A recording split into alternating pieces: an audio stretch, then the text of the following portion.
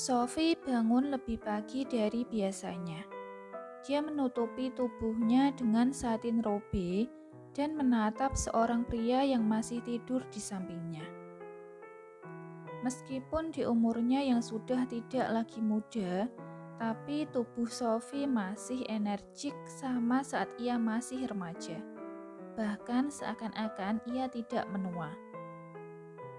Pun sama halnya dengan suaminya Hendrik, ia masih gagah dan penampilannya kelihatan lebih muda dari usianya yang sebenarnya. Sophie berhenti melakukan hubungan badan dengannya 20 tahun yang lalu, saat ia memutuskan untuk keliling dunia. Awalnya Hendrik posesif pada Sophie. Ia selalu mengirim orang untuk mengawasi istrinya itu. Namun setelah 10 tahun dia percaya pada Sophie. Sophie hanya sekedar traveling. Tidak pernah ada satupun pria selain dirinya di kehidupan wanita itu.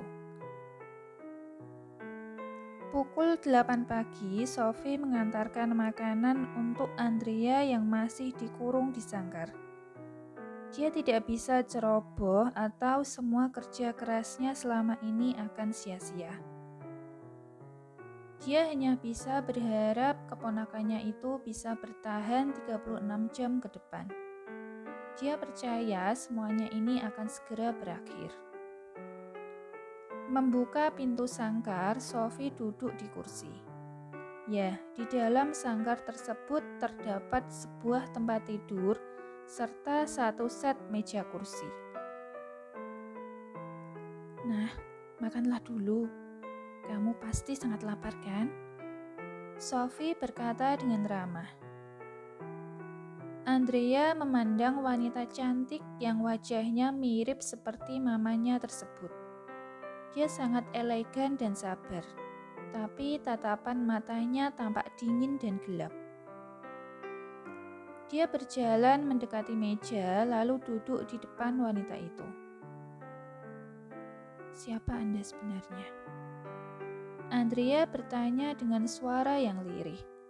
Khawatir percakapan mereka akan didengar oleh anak buah Hendrik yang berjaga di luar kamarnya. Namaku Sophie. Bisa dibilang aku adalah tantemu. Ia tersenyum. Andrea mengedipkan matanya beberapa kali. Jadi, ini adalah Tante Sophie yang sudah menyelamatkan Mama 20 tahun yang lalu. Anda benar Tante Sophie? Tanya Andrea sekali lagi. Iya sayang. Ayo sekarang makanlah dulu. Dengan segera Andrea memakan sarapannya. Dia sangat lapar karena dari kemarin siang tidak makan apapun. Matanya mulai berkaca-kaca kembali. Dia ingin pulang ke rumah, ingin bertemu dengan suaminya. Melihat Andrea yang menangis, hatinya sakit. Sophie tahu gadis itu pasti ketakutan menjadi tawanan di sini. Tapi dia tidak bisa berbuat apa-apa. Ini adalah wilayah kekuasaan Hendrik. Suaranya hanya didengar bila berhubungan dengan bos yang lain. Seluruh tindak tanduknya dia tidak memiliki wewenang. Jangan khawatir sayang, kamu akan segera bertemu dengan keluargamu. Bertahanlah sebentar lagi. Andrea mengangguk dan mengusap air mata yang membasahi pipinya. Pukul 3 sore. Vicky, Andre, dan Olive akhirnya tiba di markas saat Haris tengah mengobati bibirnya. Sementara Wisnu, dia sedang fokus pada sebuah map dunia yang besar bersama dengan beberapa pasukan yang lain di ruang meeting. Haris bro. Vicky berjalan mendekati Haris yang sedang duduk di sofa memegang obat merah di tangannya. Mengeluarkan pen drive dari sakunya, Haris melemparnya ke arah Vicky. Waktumu kurang dari 24 jam untuk menyelesaikannya. Suaranya terdengar tegas dan dingin. Vicky memandangi benda pipih yang sekarang ada di tangannya. Itu bukan seperti pendrive biasa. Dia hanya menganggukkan kepalanya dan menuju ke ruang komputer yang sudah disiapkan Haris untuknya. "Kamu baik-baik saja?" Andre bertanya karena khawatir melihat wajah Haris yang muram serta luka di ujung bibirnya. "Ya, maaf, aku merepotkanmu menjelang hari pernikahanmu." Andre dan Olive akan menggelar acara pernikahan minggu depan. Mereka tengah sibuk dengan berbagai persiapan ketika Haris memberi kabar bahwa Pak Yuda juga sudah siap dengan pasukannya menunggu untuk perintah selanjutnya. Begitupun dengan pasukan Haris yang sudah bersiap siaga di tempat yang lain. Mereka telah mengepung dan membereskan 3 lokasi. Satu-satunya yang tersisa adalah lokasi keempat, yang mana dia membutuhkan bantuan Vicky untuk melacaknya. "Tidak apa-apa, Andrea lebih penting," ucap Andre lalu melirik sekilas pada Olive. Olive hanya menganggukkan kepalanya. Dia juga khawatir pada Andrea. Dia tidak pernah tahu di mana sebenarnya markas ayah angkatnya itu selain rumah mereka di Surabaya. Di rumahnya tidak ada sesuatu yang mencurigakan. Sama seperti rumah orang berada pada umumnya yang dijaga dengan pengamanan yang full security. Orang tua angkatnya, Hendrik dan Sophie, jarang pulang ke rumah. Hanya Rama dan ibunya yang tinggal di sana. Kalau ibunya, Sophie, Olive tahu dengan jelas bahwa ia kerap traveling. Tapi kalau ayahnya, gadis itu tidak memiliki clue.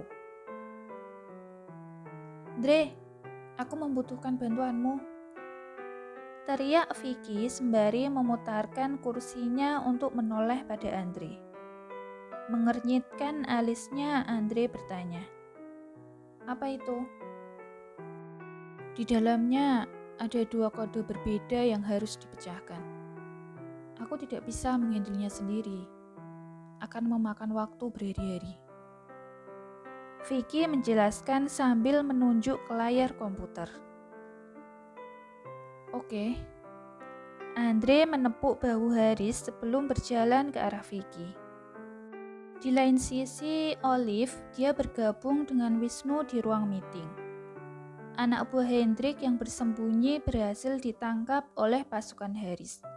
Tapi di antara mereka tidak ada yang tahu di mana lokasi markas sebenarnya. 20 jam berlalu. Akhirnya Vicky dan Andre berhasil memecahkan kode rahasia tersebut. "Haris, kami sudah selesai." Haris tengah berdiskusi dengan Miles ketika Vicky memanggilnya. Ia berjalan mendekati Vicky di ruang komputer, diikuti Miles di belakangnya. Sudah hampir 2 hari dia tidak tidur. Begitupun dengan Wisnu. Mereka tidak beristirahat sama sekali semenjak Andrea hilang. "Jadi, di mana lokasinya?" tanya Haris. Di sebuah layar yang besar, Vicky menunjukkan padanya. Sebuah lokasi yang sudah dilingkari dengan warna merah yang dibuatnya. "Kamu bercanda?" Wajah Haris berubah gelap. "Sayangnya tidak. Aku serius kali ini. Ini adalah lokasinya," Vicky berkata dengan serius. Lokasinya adalah di tengah samudra, di antara Laut Cina Timur dan perairan Filipina. "Menurutku, mereka menggunakan, bahkan mungkin memiliki kapal selam, sehingga mereka bisa lolos dari patroli laut." Vicky lalu menekan klik lagi pada mouse-nya untuk menghubungkan dengan sistem satelit untuk menunjukkan lebih detail visual lokasinya. Haris masih terdiam. Dia harus berpikir lebih cepat. Nah, di sana. Andre, Haris, dan Miles melihat ke layar. Di sana memperlihatkan 3 kapal di tengah lautan. Karena ditutupi oleh kabut yang tebal, sangat sulit untuk mengenali bahwa itu adalah kapal. Itu baru satu problem. Kita masih punya problem yang lain. Andre berbicara. Dia menunjukkan kode yang baru saja dibukanya. Apa ini? Haris bertanya. Dia mengusap-ngusap keningnya. Ternyata masalah ini jauh lebih besar dari yang dibayangkannya. Ini adalah data medis. Ini menunjukkan pada kita bahwa ada 4 orang yang ditanam chip di dalam tubuh mereka, yang letaknya dekat dengan otak. Di dalam chip itu ada kode. Satu-satunya jalan, kita harus menghabisi mereka semua. Bila kita hanya menghabisi 3 dan masih ada 1 yang lain, kode itu akan aktif secara otomatis. Semua yang ada di ruangan itu terdiam mendengar penjelasan dari Andre. Bagaimana mereka mengontrolnya? Tanya Haris seolah tidak percaya. Sesuai dengan detak jantung, mereka seperti yang berjalan. Bila kita salah langkah, kamu tahu kan apa yang akan terjadi? Apa ada cara yang lain? Kita bisa mencoba menghack chip itu, tapi itu pun kemungkinannya sangat kecil.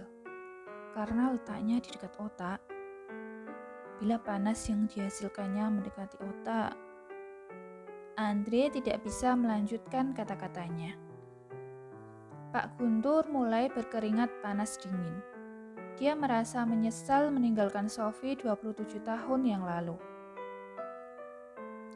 Bila dia tahu chip tersebut akan ditanam di tubuhnya, dia pasti akan menghabisi Hendrik saat itu juga. Miles, kita harus melakukan konferensi meeting sekarang. Hubungi semuanya. Pak Guntur menganggukkan kepalanya. Dia mulai menghubungi beberapa petinggi negara yang terkait.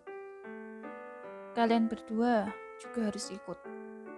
Ucap Haris lagi pada Andre dan Vicky. Sebelum meeting, Haris menemui Wisnu dan Olive yang masih berada di ruangan yang lain. Wisnu. Haris memanggil Wisnu. Wisnu yang masih fokus dengan diskusinya menoleh saat Haris memanggilnya. Aku sudah mendapatkan lokasinya, tapi aku ingin kamu pergi ke sana dulu untuk membebaskannya tanpa terlihat. Apa? Dia dan Olive berjalan mendekati Haris dan mendapatkan penjelasan darinya. Menoleh pada Andre, Olive bertanya. Biarkan aku pergi dengan Wisnu ya. Dengan cepat Andre menggelengkan kepalanya. Tidak, jangan. Ini sangat berbahaya. Sayang, please. Aku juga harus menemui mamaku. Aku ingin mengatakan padanya kalau aku akan menikah denganmu. Olive, aku tidak ingin terjadi sesuatu padamu. Aku janji tidak akan terjadi apa-apa padaku. Tuh ada Wisnu bersamaku. Miles, Haris yang mendengar percakapan diam-diam mereka merasa ia harus melindungi kedua anak itu. Ya Tuan, pergi dengan mereka dan lindungi mereka. Baik Tuan. Dia mengangguk. Meskipun sebenarnya tanpa perintah dari Haris, dia sudah pasti akan melindungi mereka. Keduanya adalah anak kandungnya. Tentu dia akan mengutamakan keselamatan mereka. Kita masih memiliki waktu 17 jam untuk menyelesaikan misi ini. Jangan sampai gagal, mengerti? Haris memberi komando pada semuanya. Wisnu, selamatkan istriku. Katakan padanya, aku akan datang secepat mungkin setelah meeting selesai. Wajahnya penuh dengan harapan. Menepuk bahu Haris, Wisnu menganggukkan kepalanya. Pasti. Inilah misi berat yang ada di pundak Haris, karena harus membasmi dan yang mengancam keselamatan banyak orang, jadi dia rela mengesampingkan kepentingan pribadinya, termasuk menyelamatkan istrinya sendiri. Beruntung di sekelilingnya ada banyak orang yang bisa dipercayainya.